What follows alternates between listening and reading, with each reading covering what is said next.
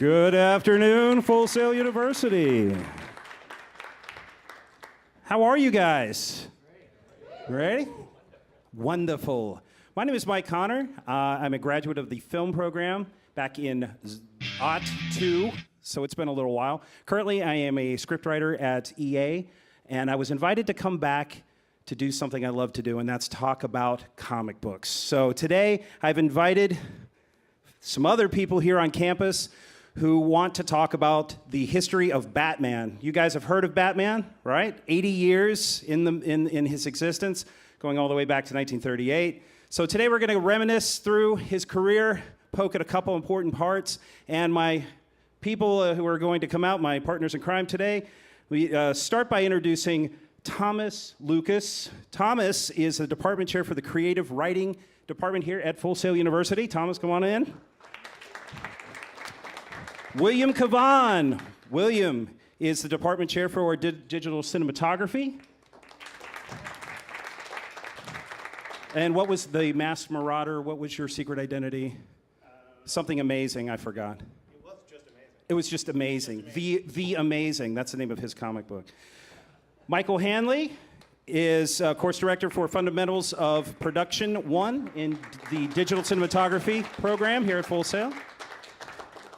Roland Mann, he has one of the coolest jobs here at Full Sail University, course director for writing for comics and graphic novels. How about that? And last, and certainly not least, my cohort in most things dangerous here in the university world back in the day, Mr. Logan Bell, who is on loan from the music department, music production department, songwriting, associate course director.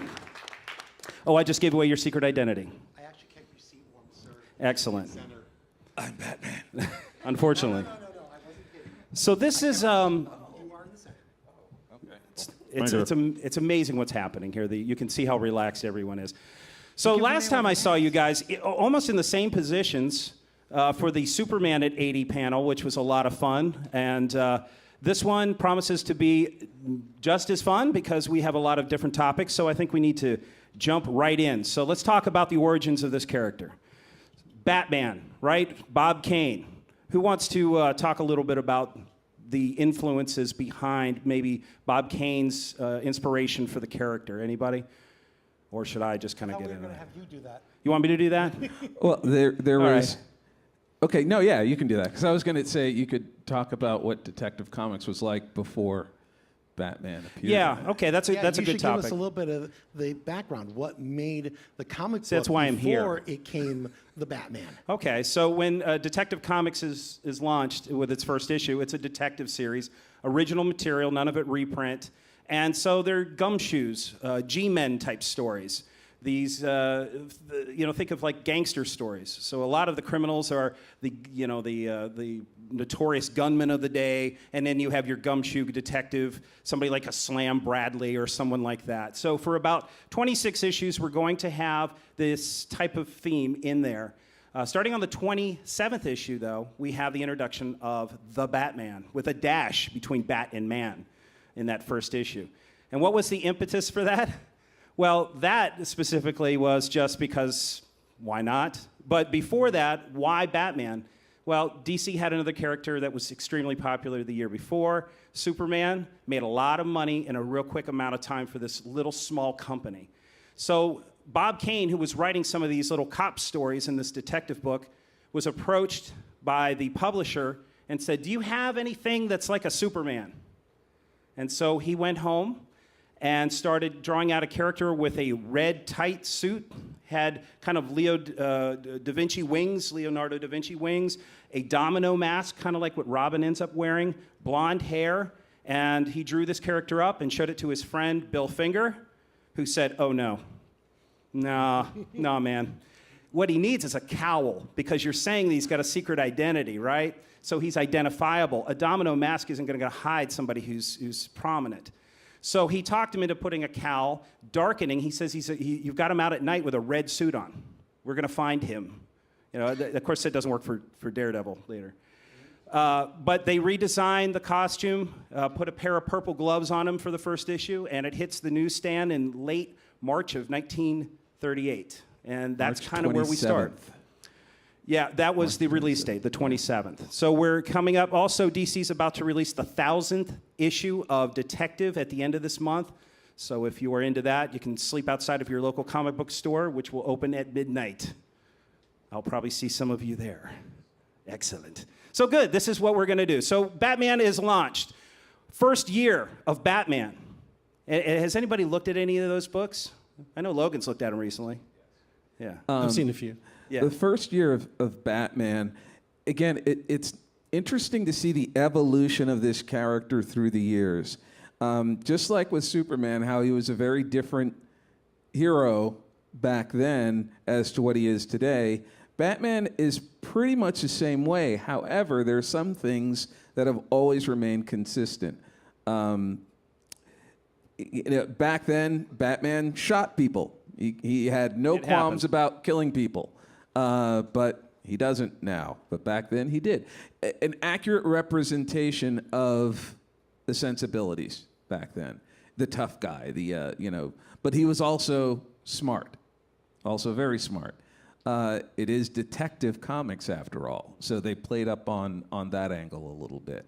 But yeah, there were a lot of things that, of course, remain consistent about Batman, but mainly, I think. But what's different about the character? I mean, I think that's the more interesting part. Is, he's so undefined. He's Batman at night, and in his first appearance, he's hanging out with Commissioner Gordon in his house, and they're just chit-chatting about the Batman. Hey, have you heard about ho-hum? I'm a millionaire. I don't have time for such things. Right. Then we see him on a rooftop in his underwear, right, the Bat outfit. At the end of that first appearance, he punches a guy in the face. He falls to his death, and this might be the difference. He says, a fitting end. A fitting end. Meaning that I didn't kill him, but that's a nice convenience. Kind of wrapped up everything. Now, I noticed in the Batman movie, back when we talk about the Michael Keaton movie from 1989, they incorporated that character that fell into the vat to be the Joker. So that's how they tied the characters together in that film. But that's the only time that we've seen that happen. So moving through the first year, Batman's rough. He's gritty. He carries a gun. He's not afraid to let people die. It's not our Batman, really. It's not the Bruce Wayne that we know to love today. So, and a lot of parents were shocked by that. A lot of parents who were reading, the early Superman's a do-gooder. He's a crusader for what's right. He's kind of a Boy Scout, even in the early days. He does smack people around. It is the 40s, 30s. But even so, they're getting pressured by the first year to tone down the dark nature of Batman's books. So what do? Well, what do you do when you want to tone down something? You bring a child into the room. You bring a child, right? of course, into child endangerment, I think, or reckless endangerment, I think that's what they call it. So 11 issues later, in Detective 38, we get Robin. We get Dick Grayson with his horrible origin, with his parents being killed on a trapeze. Bruce is there, takes him under his wing, literally. And from that moment on, we have this rapport. It's a buddy cop kind of thing, where they've toned down the language between it. So, I mean, we can belabor the 40s, but the Batman becomes a sensation. He sells well. He does great. By 1943, he has his first screen appearance in a movie serial. You guys probably don't know what those are, but you would go to the movie theater each week, and you get an episode.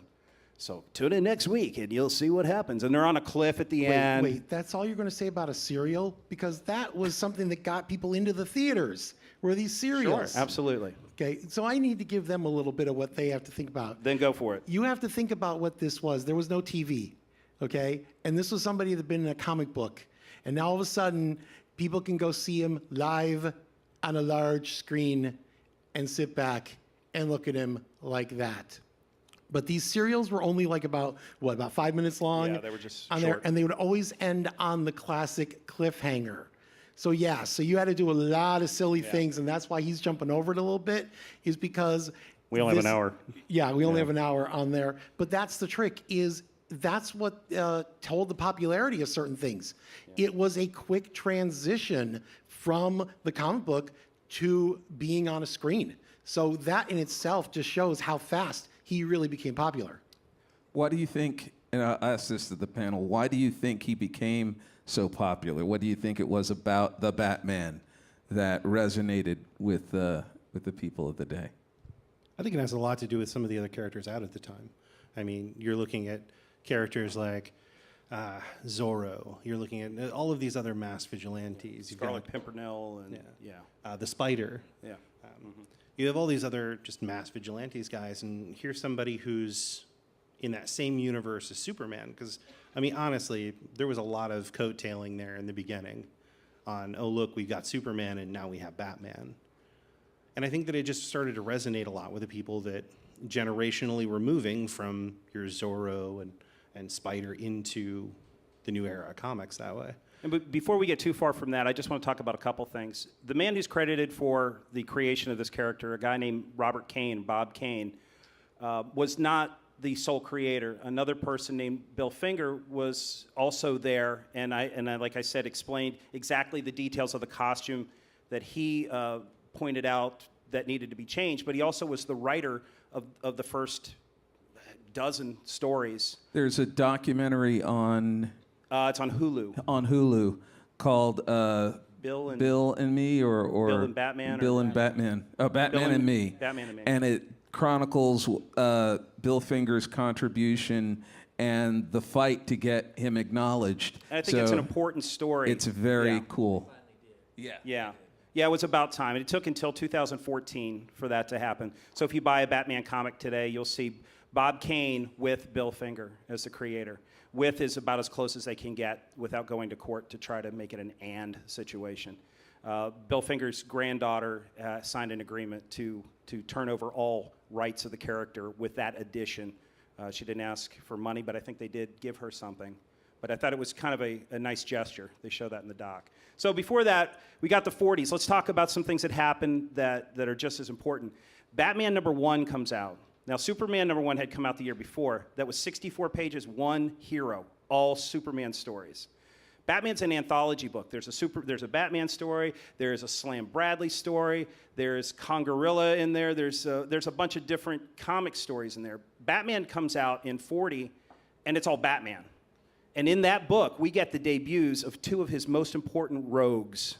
We get the Joker in that, who's killed at the end of the story, but he's so good they bring him back. And a character called the Cat, who later becomes the Catwoman, Selina Kyle. So what other rogues come through that period? Two-Face, pretty cool, huh? Clayface, Scarecrow, Penguin is in 43. We also see things like Alfred being introduced in 1943. The bumbling Alfred. It wasn't the Alfred that we know, who is now like an M6 agent who could kill you, and also knows how to take bullets out of people, knows how to resuscitate dead bodies. Alfred does everything now. The Bat vehicle comes in, the various Bat gyros. We also have the Cave come in 44. So we're kind of getting that mythos. Now Batman in 1944 is a lot more familiar to us. We start to see, Robin in the Rogues Gallery, and the car, and the cool hangout. And then the war happens, and things change when people come back from the war. Batman was a necessity in the war years. It was an escape. But when people came back from the war and the culture changed here statewide, first thing we see is the end of the golden age of comics. And so a lot of the violent, kind of free-wielding themes that we saw throughout that period, they're put to bed. And so Batman, Superman, and Wonder Woman are the only DC superheroes that survived 1951. After that, the rest of them were all canceled and put to bed. So let's just take that period, because that's kind of what are those stories like. Have you guys read anything from the 40s and 50s? Yeah, the 50s Batman is what paved the way for, it leads up to, of course, because it precedes, leads up to Batman, the TV series in 1966. A little more reverence, please, for what you just said. Sorry. Thank you. I think we got a fan of the TV show here. But you have, of course, the rogues making, causing trouble, stirring things up. It was comic book. If you look at some of the other popular heroes from that time, it's similar stories, the villain of the week or the villain of the month. You didn't have those. There's no continuity. Yeah, there's no continuity. It's Yeah. just, let's throw the Penguin in here and let's have him, kidnap this princess, or let's have him take over the, Statue of Liberty or something like that. Or run for office. Yeah, or run for office. Yeah. So Whatever. it became this, single issue villain of the month type thing that was almost over the top. Yeah. You're starting to see some of the gadgets come into play as well. So again, it paves the way for the '60s Batman. Actually, I think it's really important to kind of touch base on that for a second, because I know there are times that we're up here and we're talking about stories that are told in the 50s and the 40s and that. And I think it's really important to kind of hone back in on the concept of who it was actually written for. Because there's a reason that these stories are one-offs. The target market for Batman at the time is like 10-year-olds. 10-year-olds aren't looking for 10-story arcs. They don't care what the Joker had for dinner. They just want the bang zoom. They want the fun of it. So that's really just kind of diving into where that is. And it's not a derogatory thing. It's just the market at that time for the audience. It's like a lot of, I don't know what kind of stuff you guys are getting into here, but if you're looking at creating characters, if you're looking at creating stories, you're going to be doing the same thing in today's world. And I kid you not, if you happen to be lucky enough to have lightning strike and there's a panel talking about your character 80 years from now, they're going to be like, yeah, and they have this 5-minute web series, and boy, I don't even know why anybody watched something on YouTube. That was nuts. That thing was crazy. You remember that?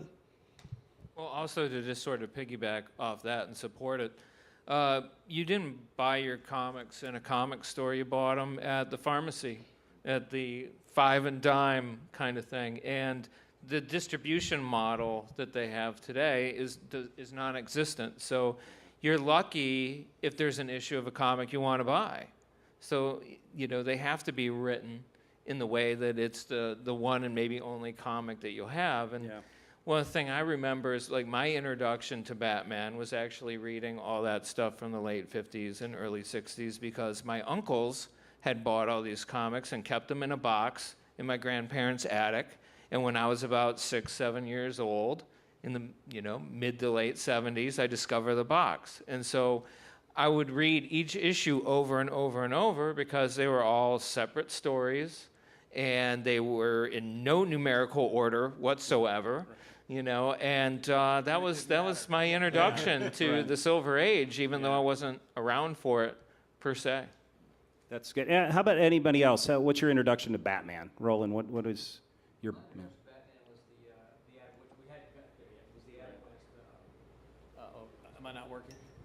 My introduction to Batman was the Adam West TV show, quickly followed by Super Friends, the Saturday morning cartoon. I would wake up every morning to watch Super Friends on cartoon, mostly because I liked The Flash. But Batman was a close second. Why are you on this panel again? So since he brought up Adam West, and of course, Well, I know you want to get there. Let me get through the 50s. No, he brought it up. Actually, I brought it up. I did. I brought it up. Before we get there, I just want to talk about Seduction of the Innocent, or that book that came out in 1953. Dr. Warner, who was basically wrote a book that condemned the comic book industry, saying that the kids of the 50s were corrupted because of comic books and other things within the culture, but really targeted a few things and mentioned Batman for a couple reasons, which we'll laugh about today. Let's do that. Like, number one, it was a house full of men. Remember that? You got Alfred, you got Batman, and you've got Dick Grayson. So they're living in a house by themselves. Wearing smoking jackets. And Batman spanking him because he had done that a couple times, because he was his ward. His ward. And he was putting him over his knee. And so Dr. Wortham said, ooh, this is saucy. And so it became something where he insinuated that there were some relationships going on. Even though that wasn't what was going on in the book, he at least brought the public to that thought. And I don't think the people reading it ever thought that.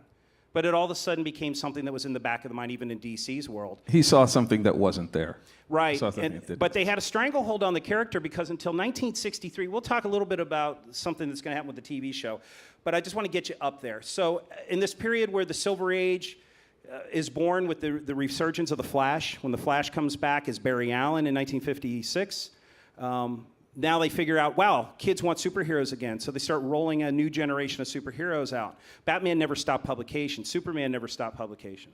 So why change everything? It's still working. And Bob Kane had worked out a deal with DC, even though he wasn't the person writing and he was drawing. His name was on everything. His name is always stamped on those old stories. So kids thought it was, one creator doing everything. He had a stranglehold until 1964 on the character. And they wanted to modernize the character, but he wouldn't let it. So what happened was they basically traded out. They said, you get one book. You can keep Detective, and we'll take Batman.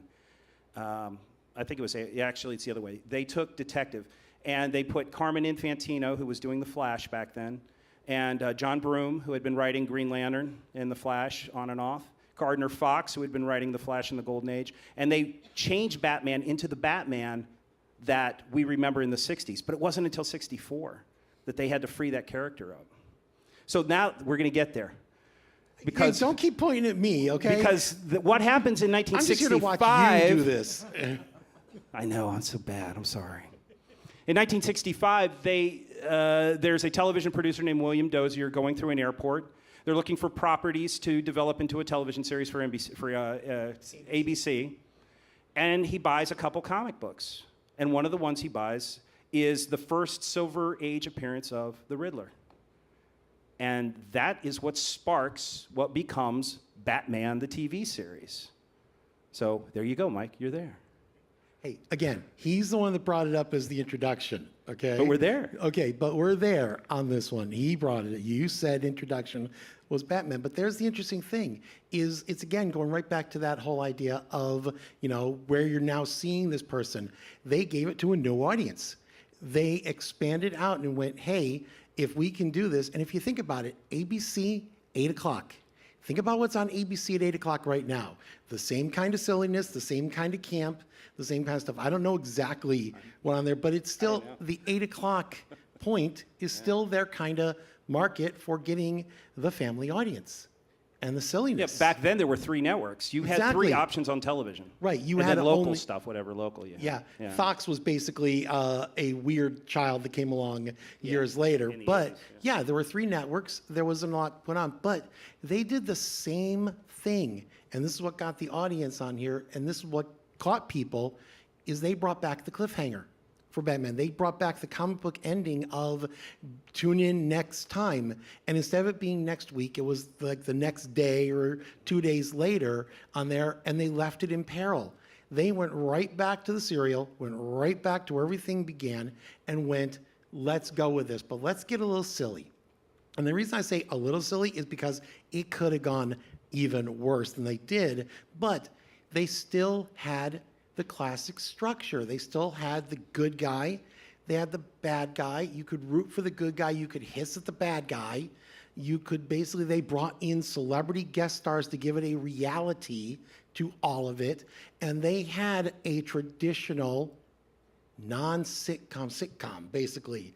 Because if you look at Batman, what it was then, they figured out a way of being able to bring silly humor to ABC at this time, but still also be intelligent writing. No matter what you look at on the Bat Dance, on any of the stuff that went on the silliness, you had Catwoman basically saying, come on, Batman, let's go, let's do this. And he would say, what about Robin? And Catwoman would just flippantly go, oh yeah, we kill him. On primetime, 8 o'clock TV on ABC, basically, you've still got Catwoman that still exercises her claws. You still have all of that that's going on. And I think that's why a lot of people have that as the introduction, is because of the fact that it was something you didn't need to know all the stuff that was just talked about. You didn't need to know the history. You were there looking at the guy who was basically beating people up and getting the pow, zam, and whap. So that was my introduction. Okay, so just playing off this for a second. How many people in here have seen the show? The 1966 Batman show. Okay. A See, majority. I think. Thank Majority. you. Yeah. Thank you for watching all, by the Thank you. way. Thank Okay, you. how many people, that was their introduction to Batman? Nice. There we Okay, go. Thank you there, very all much. right. For the camera, if you can't see it, almost all of them raised their hand. And Like how many of three you of them. had the Mego toys? No, I had the Migos. Yeah. Okay. Those are really the first action figures. And how many people were introduced to the comic? Ah, Ah. 90s kids? You know what? That is Because interesting. the comic explosion of the 1990s. Okay. Yeah. You do realize, guys, you're going to have to jump about 30 plus years for half the people in this room And to we're go. about to do that right now as we strap in and go forward about 40 years. No, but let's just say Adam West. Anybody have any remembrances of Adam West? I mean, we've got to mention the man who played Batman iconically. I would love to say what he did after Batman, but you don't. He wanna did Batman. know. He Wasn't- went to wasn't he the conventions. mayor on I some met other him. I animated got a No, picture no, of him. no, no. Yeah. There was something that basically was the happy something goes to. Yeah. No. Yeah. He So- was on Family Guy. Yeah, he was on Family. Yeah, that's what I he was remember. Mayor. He was Mayor West. Yeah. He played And, Adam yeah. West on that very well. Yes. He's the best person who plays Adam West. He really is. So, an iconic, the delivery, the thing you mentioned, the silliness, they called that camp in the 60s, where he played it serious. It almost seemed like Batman and Robin were playing this serious, and everybody else could see through how ridiculous it was. And that's part of the charm of it. You know, they really played it like it was real. Yes, everything in the Batcave is labeled. Have you ever saw it about like they wouldn't know where it was? Bat computer. Thank God there's a sign on it, or else they might not have known where it was. Just ridiculous things in that show. But the show's canceled, and then what we have in the comics afterwards is this weird period where the show's not on anymore. What do we do? So we look at Marvel. What did Marvel do? Because by 1967, Marvel had taken over sales. They had leaped DC. And so DC took note of them and said, what are we going to do? Well, they had attracted a talent for Marvel, and they put those guys. Roland, you can talk about this. They found Denny O'Neil is what they did. Absolutely. And this Denny O'Neil was really my first, I guess you could say, serious intro into Batman because as a kid, I always thought, Batman was Adam West because it was silly. But reading the Denny O'Neil comics, I was like, this is some legit serious stuff. He was serious. He dealt with serious issues. They weren't mature in the way we think of them today, but they were certainly dealing with issues that, as a young teen, I'm like, wow, this is, I'm interested in this. Yeah. And they talked about drugs and things that were relevant to the culture at the time. And they had just gotten off of that and Green Neil Lantern. Adams and Marshall Rogers, as far as the artists go. Yeah. Fantastic art as well. Yeah. Well, they were echoing the changing times because around in the 70s, you started seeing, this disillusionment. What was going on in the 70s, early 70s? We had Vietnam, we had riots, we had, a lot of disenfranchised individuals. Civil rights era followed that. Exactly. So you have this, the comic trying to echo those times. It wasn't as silly as it was previously. And you're right, a lot of that was Marvel, but Denny O'Neil was, when Denny had come over He's from Mr. Marvel. Batman. Yeah, he came over from He came over Marvel. because he brought Neil Adams with him too. Neil had been doing covers for DC for a while, but what they did was they turned the comic, instead of being campy and silly, into a gritty detective story again. And the first thing they had to do was they had to get rid of Dick Grayson because Robin, they wanted to return back to the origins of the Dark Knight Detective. So the Dark Knight Detective is really born in '69. That's when they decided to clear the deck. They sent Robin to college. Right? So, and Batman closes up the Batcave and moves to the Wayne Foundation, which is downtown in Gotham, got him away from his palatial home and put him downtown. So now he truly is a city dweller. He's in the city, like Spidey had been. And so now you're grounding it a little bit more. And then we're going to introduce people like Ra's al Ghul, who now is a perfect foil for him. I mean, really, if you look at it now, Ra's al Ghul's been incorporated into the Arrow universe if you watch the CW shows. But that is a Batman villain, and Batman's son Damian now is the product of Ra's al Ghul's daughter and Bruce. So there's still a lasting legacy there. But just to give you guys an idea of the amazing context that's happening with this, because I know sometimes it's hard when you're thinking about stuff that came from the 70s, and we're way past the 70s now. But think about what we were just talking about. We're talking about a very campy Batman that does campy things. Then all of a sudden, it's rebooted, and this is a gritty detective story reboot. Guys, it's Batman and Robin, and Batman Begins. So much so that the main villain, spoiler alert, in Batman Begins was who? Ra's. They literally redid it again generations later. That's how amazing that actual transformation was. And I know they were talking about, some of the stories were not as gritty as today. One of my favorite stories during that period of time was about Batman hunting down a serial killer. This guy literally cut people up and put them in dumpsters. So yeah, I mean, it's pretty dark. It's a legit turn. Yeah. What year was the Green Arrow Speedy heroine? 71. 71. So it's right then. Yeah. Yeah. All Yeah. of DC was starting to tackle They their made Denny titles. write everything. He was writing the whole line almost. He wrote Superman too, but they fired him off of that because he made Superman half his powers in the sand suit. They were like, you can't have a Superman that can't move a sun.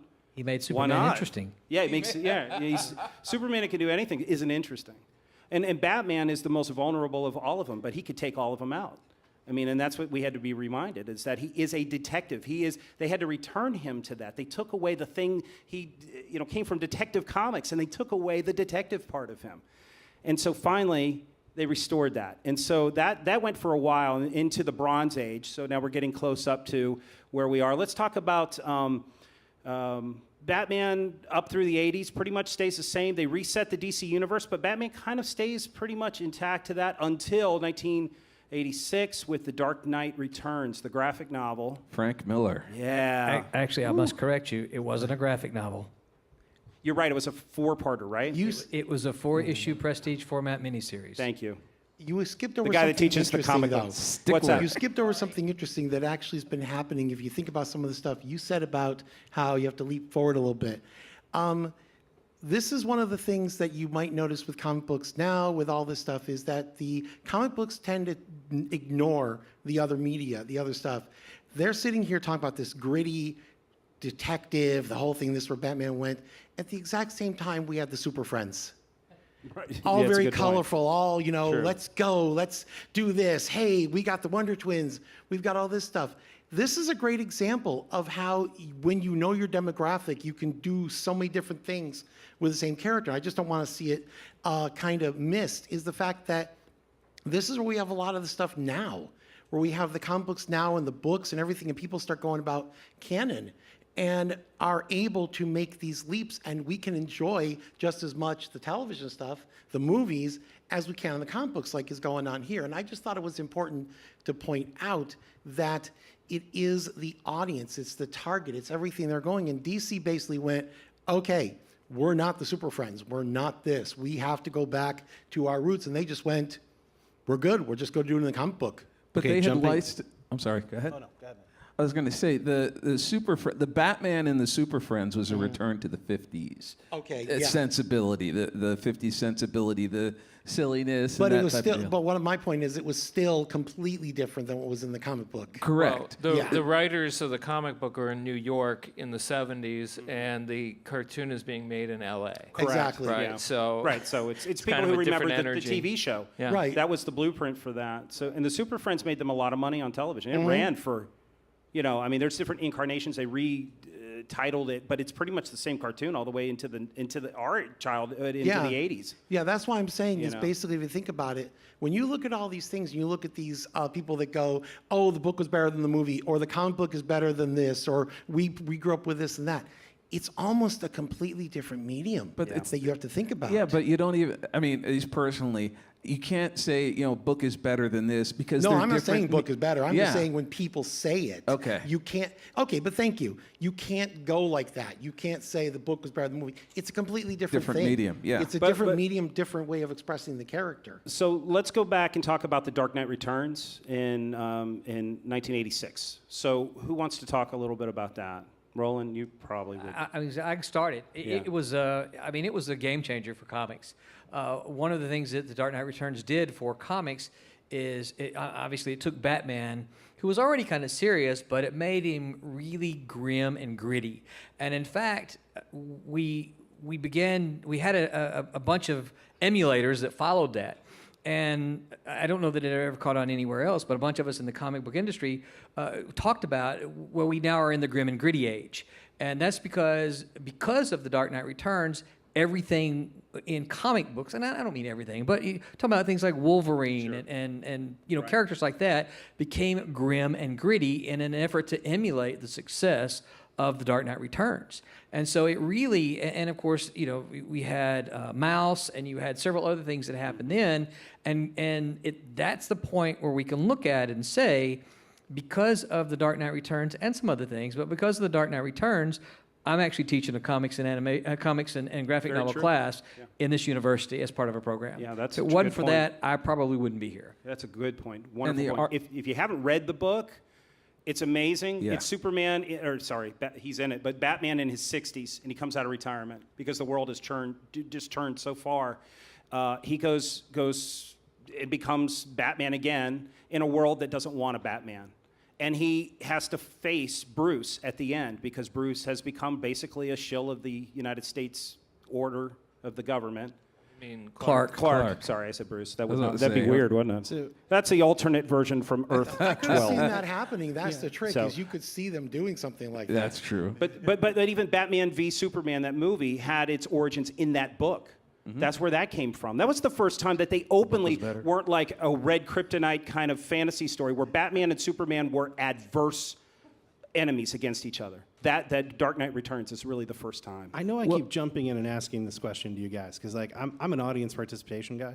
Yes. We see So, that. You ground us. How many of you guys actually saw the Dark Knight Returns animated film that came out? Okay, see, that's what I thought. Okay. So, did you guys? Okay, so of you that have seen the animated film, how many have read the comic too? Interesting. Okay. Before Nice. or after you saw the movie? Yeah. Who saw it? question, Cliff before Notes. Who or read it af- before they saw the movie? Okay. And after? And after? After? Okay, I'm but a a- couple. But Nice. yeah, but there were a couple. Within 3 years, they did something else that was ingenious. They decided to kill the replacement Robin, Jason Todd, right? I voted for that. You voted to so you Yeah. voted to. How many it was times? Like American Yeah, Idol. they had a 1-900 You number. could call in. He lives or Yeah. dies, and Tom, your vote was for Kill him. death. And the vote was down to like 100. It's like under 100, the amount of votes. It's like a silly amount. So they killed Do you Jason guys know Todd. what we're referencing? Do They you know killed what him. we're The Joker. talking They about? had the Joker, and they said he's got a crowbar over him, and if you want him to live, call this number. And if you want him to die, call this number. And so Tom is single-handedly responsible for the killing And of that's Jason what you Todd. call fan And remember, service. toll charges will apply. Yeah, it did say. That's why my mom's like, "You're not using my phone." Can I throw one other thing in about Dark Knight Returns too? Is so you got Watchmen going on at the same time. Yeah. So you have people like Al Moore and Frank Miller who had done some really cool work before that with Daredevil and Ronin, which if you've ever seen Samurai Jack, that's basically the same thing, just before it, right? Is they're starting to say, well, like Frank Miller's saying, well, who is this guy really in the scope of the real world? You know, he's crazy, right? You know, for one thing. And then you have Alan Moore asking a lot of questions of the genre as well. And if we've talked about the different ages of the comics and who is reading them and the kind of stories they were telling. It's really kind of a natural point for people who grew up reading the original books and they're now working with a more modern audience to sort of start asking, well, what kind of stories should we be telling and what kind of stories are a response to what we know or what we're experiencing in the moment? So just the amount of time that we have is limited. So instead of going chronologically, which I had envisioned, but we're kind of losing that. Well, let's just go through the panel and tell me what you think that the 21st century audience needs to know about this character. Okay, so I'm gonna go first, but I probably should have went last, only because I think the 21st century audience already knows everything they need to know about this character. This character's been around for 80 years. What iteration of it they need to know? That's a question that's on a real personal preference.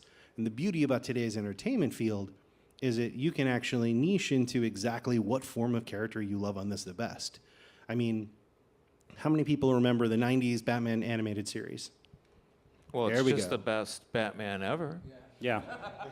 Yeah, it probably is. Well, At but least then- on screen. But then you have to throw in there, what Beg to about differ. Beware Batman? Yeah, the 2013 show. Yeah. Great show. First 3D Batman show. How many gamers have played the Arkham series? Any of that?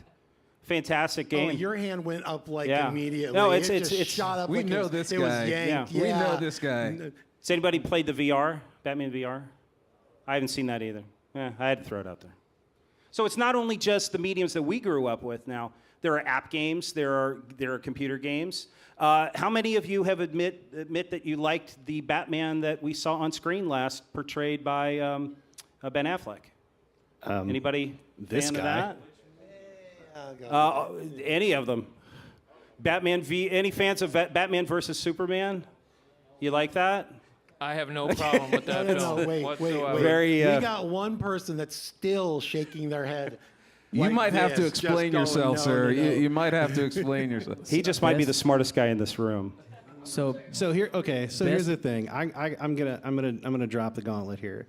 Okay. Yes, Zack Snyder, and I'm calling him out on this. Zack Snyder did not craft a very good cinematic universe.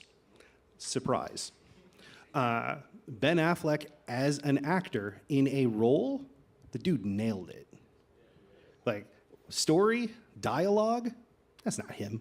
He was better than Christian Bale, and those movies were better.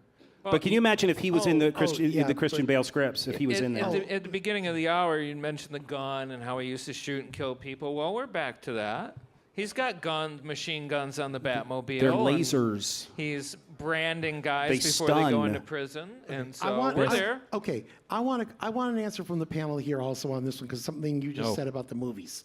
Okay, the better than the Christian Bale, the whole thing on those ones. Okay, my opinion is why I think the other Batman movies are better is the Christian Bale ones are the only one where Bruce Wayne wasn't the smartest man in the room. It was somebody else building all the bat tools. It was somebody else building the bat cable. It was somebody else doing this. One of the best scenes that I feel is in the Batman movies from the Keaton stuff is him and Alfred are going back and forth trying to figure out what to be doing about a certain issue with a party, a villain, that kind of stuff. Well, he's soldering iron the Batmobile. He's there actually, we're seeing moments where he's actually creating this stuff. And that's what I think was the big thing for the character, in my opinion, for even the camp growing up, that kind of thing, was he was the smartest man. He was the man that had the answers and was the one leading the charge. Okay, real quick. Go ahead, Roland. I'm sorry. best Batman movie ever, Lego Batman. Lego Batman. Okay, no. Making Lego a sequel. No. Hands down. The sequel's hands coming. down.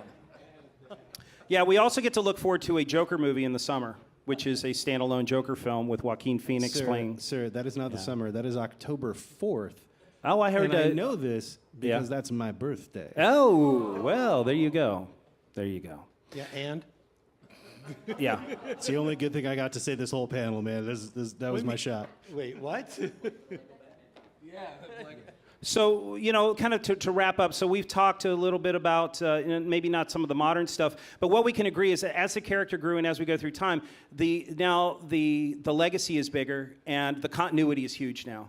And the universe is bigger, and Gotham is real. They've mapped it out. There's street names. They're named after all the artists and creators that have been involved, which is a tip of the cap to everybody who ever lifted a pen to write to this character. I think it's elegant that they'll come across and they'll be on Finger Avenue, and that's Bill Finger. The last thing one of the things to take away from this character of Batman over his evolution, keep in mind, Batman does not have powers like the people he surrounds himself with.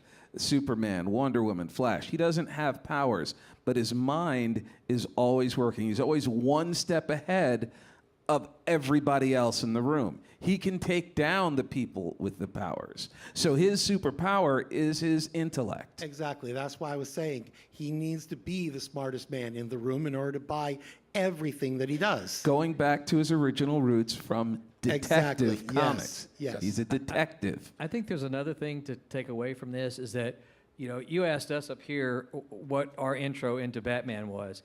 I would almost argue that there are generations alive today who can't remember not knowing what Batman was.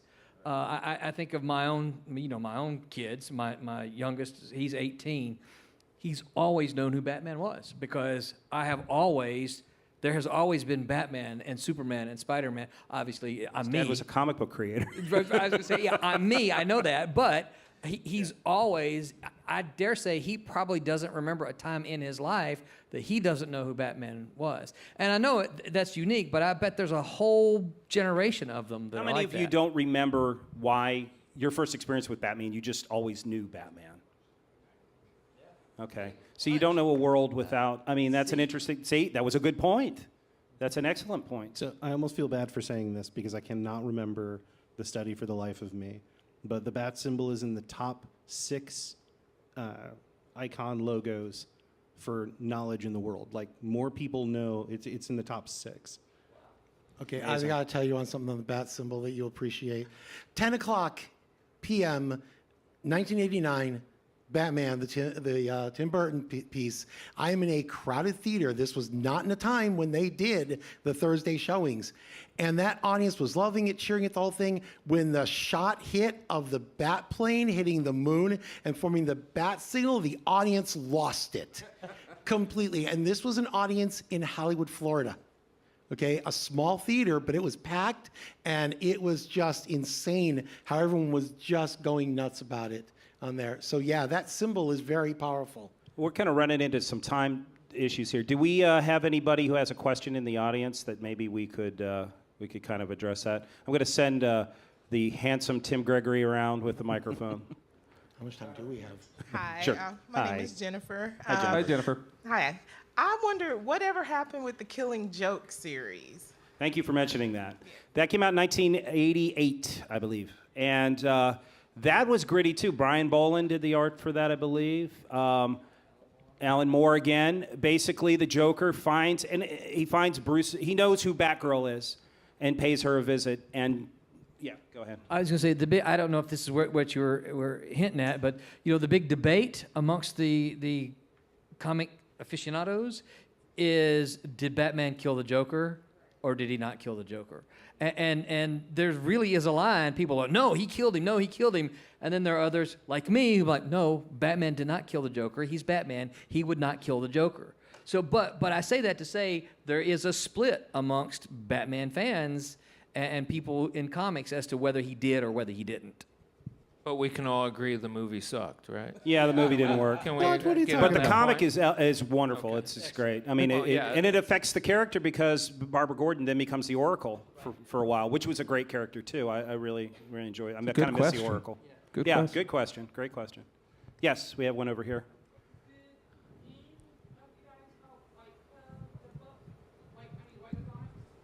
Yes, Roland, you want to go ahead and address that? Did you write? She wants to know if you wrote comics. I write comics, but I didn't do any work on the Batman, unfortunately.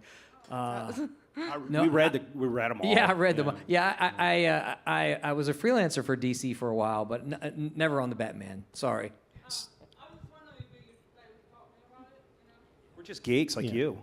Actually, I didn't write for a Batman comic, but it was actually Batman comics that got me into the film industry. I was an artist way back when, and they did DC was doing a big call for artists at the Motor City Comic Con, and being the amazing teenager that I was, I showed up late. And I kid you not, guys, like you're talking a huge convention hall, like they have the line wrapped all the way around the interior of the building and out the front door. And I was just like, oh no.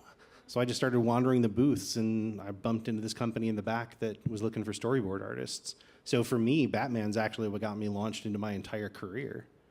I used to do portfolio reviews at conventions, and the lines were always, well, of course, it was for Marvel that I was doing them, but You know, I just had a Batman memory when you guys talked about conventions. I saw Dick Giordano once do a panel here at MegaCon. This is probably 25 years ago. Who was basically the editor for the Batman line for a while, and he also was an artist, a wonderful artist.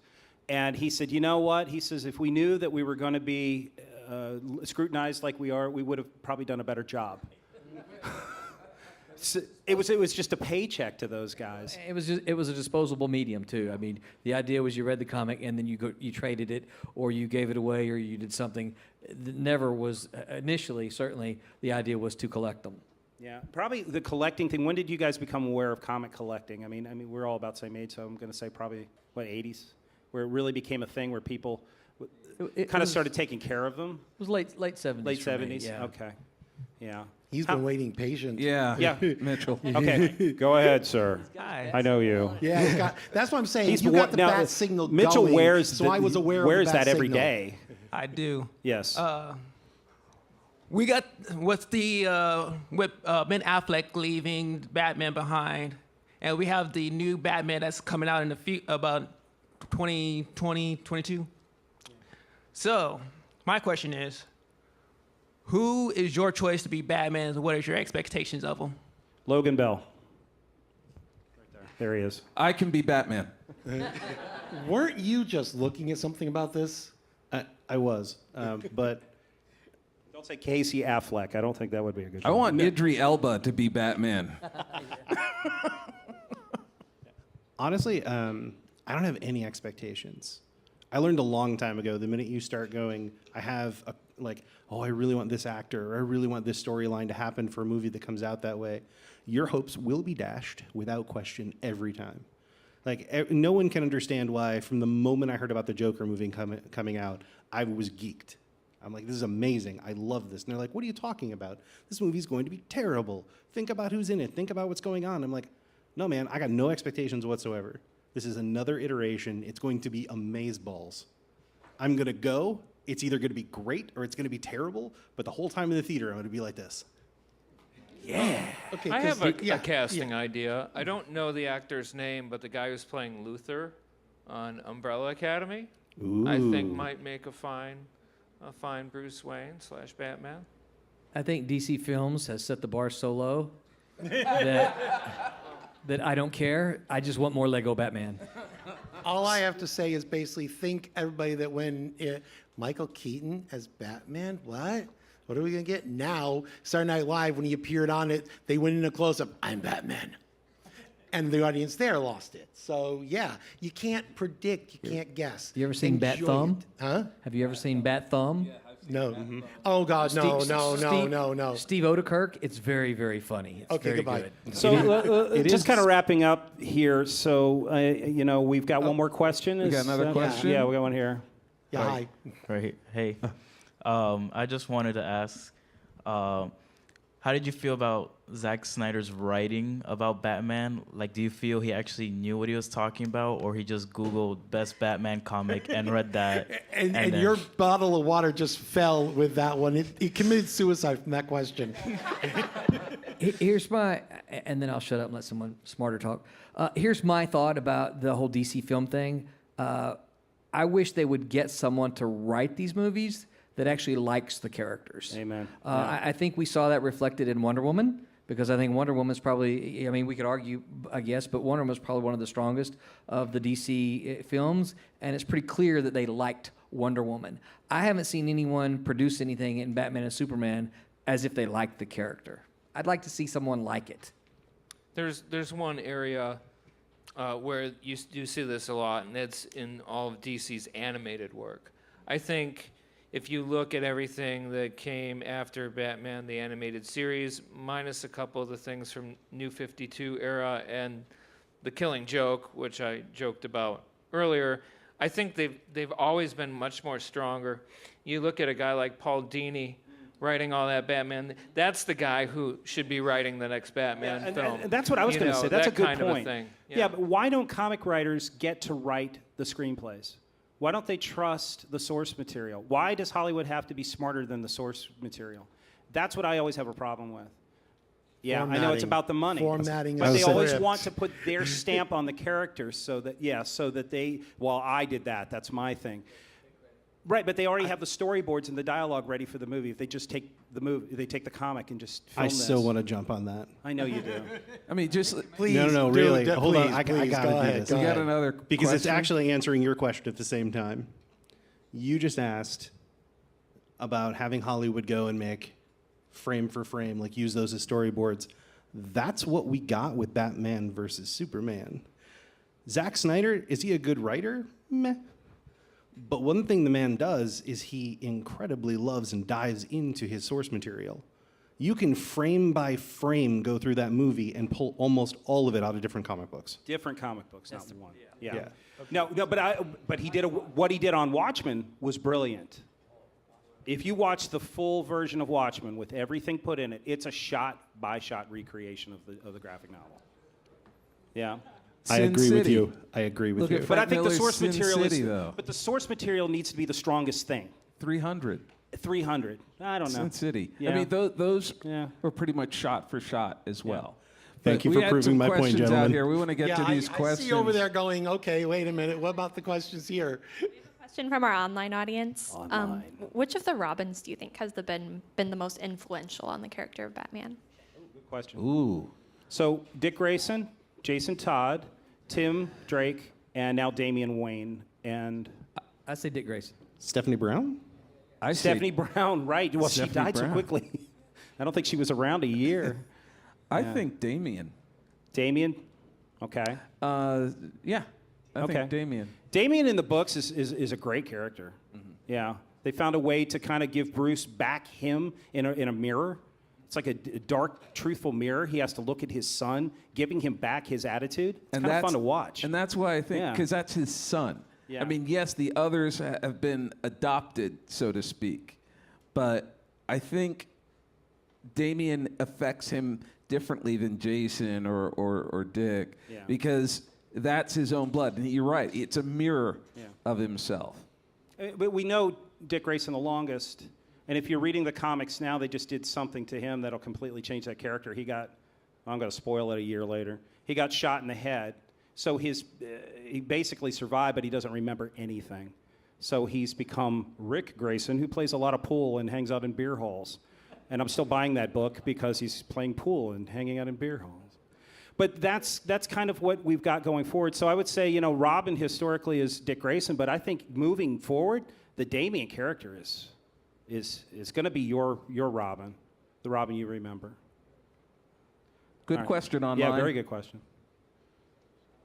All right. Just talked about the Robins, and that ties with the question I was going to ask, because Batman has this entire Bat family behind him. He has this entire group of superheroes, and it's pretty much the only character in comics where they actually managed to make that work. They had some other super characters like Supergirl, but usually they don't manage to make it work so well with like they happened with Batman, with all the different Robins, each one with their own comic books, and the entire franchise around. Even the police station in Gotham City had their own series. And why do you think that it works with Batman but doesn't work that well with any other character? Go ahead, William. Honestly, it's a super easy equation. Look at it this way. If you have Superman and Superboy in a story, what do they both have? He was just talking about it a little while ago. They both have the power to move a sun. Everyone in the Bat family doesn't have superpowers. There are actual danger and consequences to them when they do things together.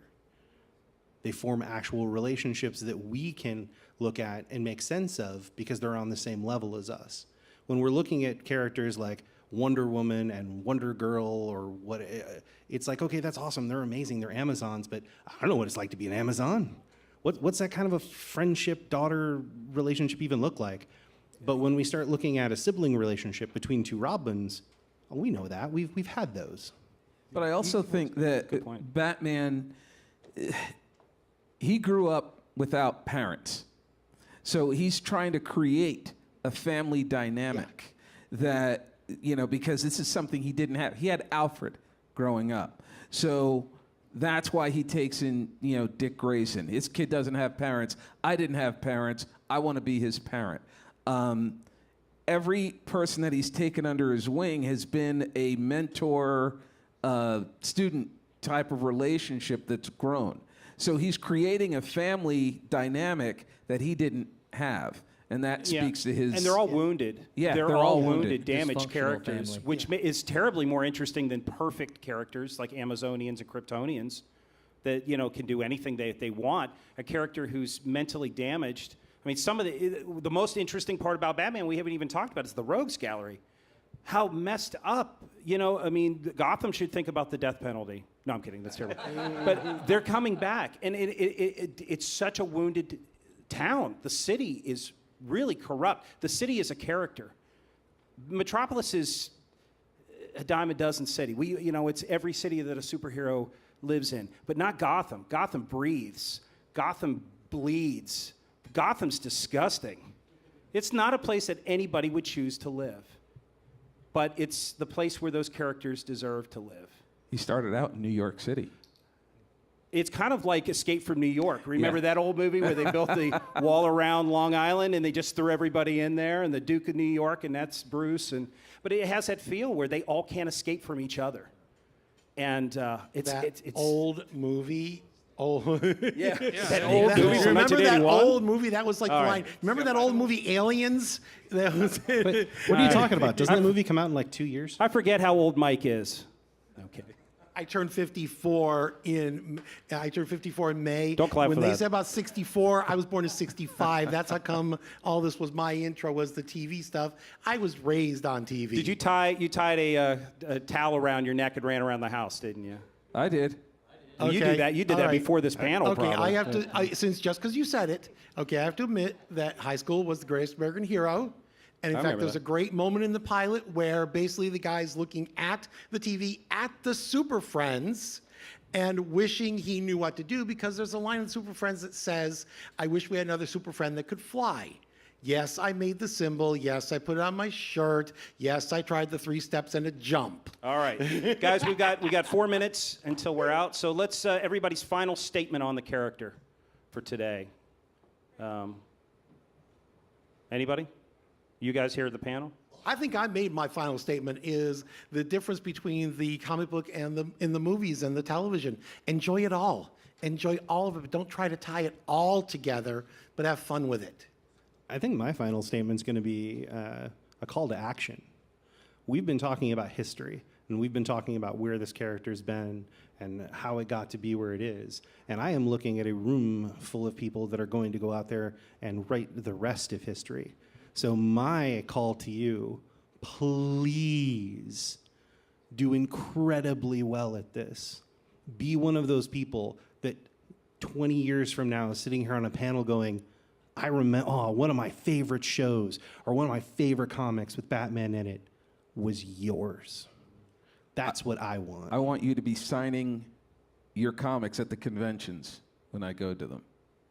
I totally agree. That would be the final, a good closing thing. You guys are going to be creating the history of not just this character, but other characters that, that Or their own characters. Yeah, or your own characters.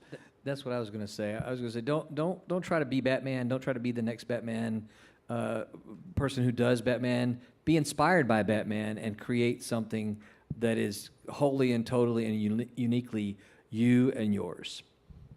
I have one final thought, too. If you're putting a team together, you want Batman on your team because he cheats and he fights dirty.